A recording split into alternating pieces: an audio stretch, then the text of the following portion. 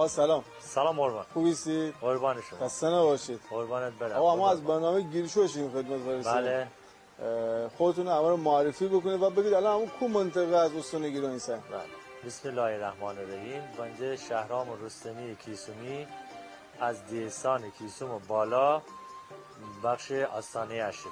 کار همیشه پدر بابایی سالی بافیه. کلن بنده الان 28 سال و یه ریسم کار سالی بافی انجام دم. قبل از اونم از کوچکی خانه می نیسبیم. خلاصا تو امی امورات ره امی کار انجام دهیم. یعنی پدر بابایی یاد بچی سالی بافی؟ پدر بابایی آره. فصلی فصل سال مثلا پاییز، مهر، آبان، آذر، مای سفید از این زردپر و جو چیزان اوشون گینن.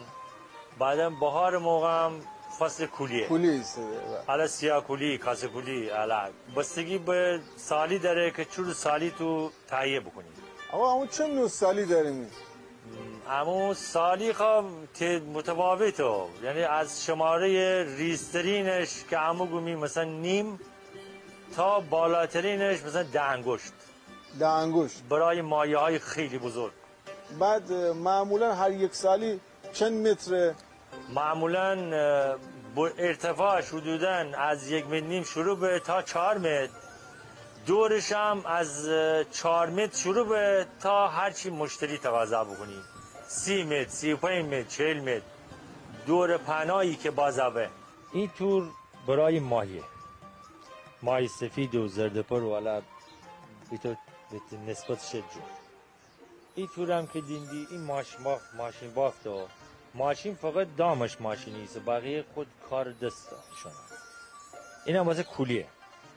این کاسه کولی از متوسط به بالا، یعنی از یک وجه به بالا گیره. این یه ریزی نگیره. این هم کار ایسا این دستیه، یعنی کلن صفر تا صدش همه دست بافت خودمون ایسا.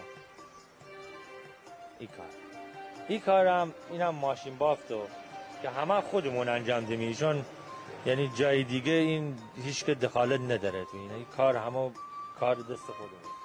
این کار هم دستی است. اینی گومی 2 انگشت. 2 انگشت؟ 2 انگشت اینو که واسه کولیهای خیلی بزرگی گیره. اون موقعی که اول بار کولی شروع به اون کولیه گیره.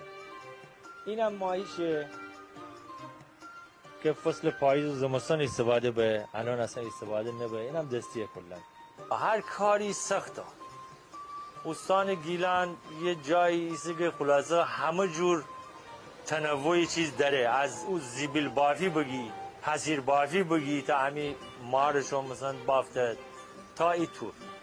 این هم هر تو فرض بکنه هر 100,000 نفری میان مثلا 2 نفری کارو پیش بوره، چون اعصاب خواهیه یه حالت مثلا عشق خواهیه بکار. او تو نیه که تو هر مثلا بای شاید مثلا تو خونه هم بایزی این نیم ساعت 1 ساعت تی کار روزمره انجام بدی، ولی کار مردم انجام دن نیاز به حوصله خواهیه. در رودخانه که در کیسوم هنه چه ماهی هایی هنه؟ بر نظر شما کویت خوشمزه تره؟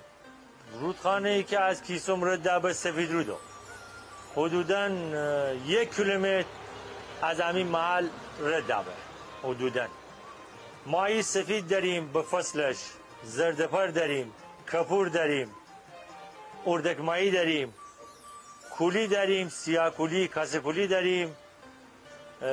تا آقای اوزون برون که خدا بیامرزی دیه اون دیه اما با فقط تو تصویر بینیم اونا دیه هرگز در رودخانه وجود نداره اصلا. شاید اینیم که شما در یک مغازه بسیار قدیمی که هنوز خوب بافت سنتی حفظ بوده مشغول به کاری اوره بودم و بودم چکمه نه گالوش نه انواع وسایل های قدیمی شما دردی. داستان مغازه چیسته؟ در کنار سالی بافی خلاصه کم کم به تقاضای مشتری علا خلاصه فصل کار علا یا بیجار یا سفید رود یا علا هشتکار خلاصه آدم ایه رو چکمه خیه گالوش خیه هر به نسبت جوری داره که روخانه سید شکار مربوطه. پس شما همه نوع امکانات برای سید و ماهیشون شما دارید درسته؟ تقریبا کم کم خلاصه این سب که حفظ بودیم بخاطر اینکه این بافت قدیمی بمونی که یادگار بودی یه دلت دیگر هم داره که بنده مثلا یاد بایی که آقا من از کو شروع بگودم من به کو برسیم. ماهیگیری یه شغل نشه گفتم مثلا اقتصادی، یه علاقه، یه عشق. ماهیگیر که واسه رخانا حالا یه شب یه روز زحمت زیادی کشه و تو هم نیه که تو فکر بگم ماهی مثلا یارو بوشه یا مثلا صبح بوم یا 10 کیلو ماهی داری، 8 کیلو کلی داری، فلان داری. خیلی زحمت داره، خیلی. بعدن تا آقای ما خودم که اعتقاد بنده این بود که اون موقع قدیم همین پیر اما رو گوتی آقا شما ماهی کوچیک نگیرید، اما یه گومی کلیزه اون نگیرید، چون اون بومایه را شو داره دوباره سال دیگه با یه را که من بنده نام بدی. ما وقتی اون گیر ما سالی بقول معروف چشمه های من سازنده من تولید کننده این ریزا کنه ما دی سال دیگر با انتظار ندارم که همچین کلی بای مو بگیرم تو آقا بگیری من ازش مثلا استفاده بکنم، همچین انتظاری بند نداریم. انا همی کیسه میان همو 10 تا صنایع دستی داشتیم همو از بین بشم. انا این تنها چیزی است که از او 200 سال به این طرف این امر یادگار بمونستم. مامانشان اون موقع حسیر بافی بوده، کلا نمیدونم به قول معروف زنبیلای خیلی بزرگ که چای برده دیتره بوده اوشون دیگه باطل بود. نوغان اصلا نداریم، اصلا درخت توتی دنیا تا بقای نوغان انجام بدیم. اما در برنامه گیریشویت همکار داریم آقا قربان.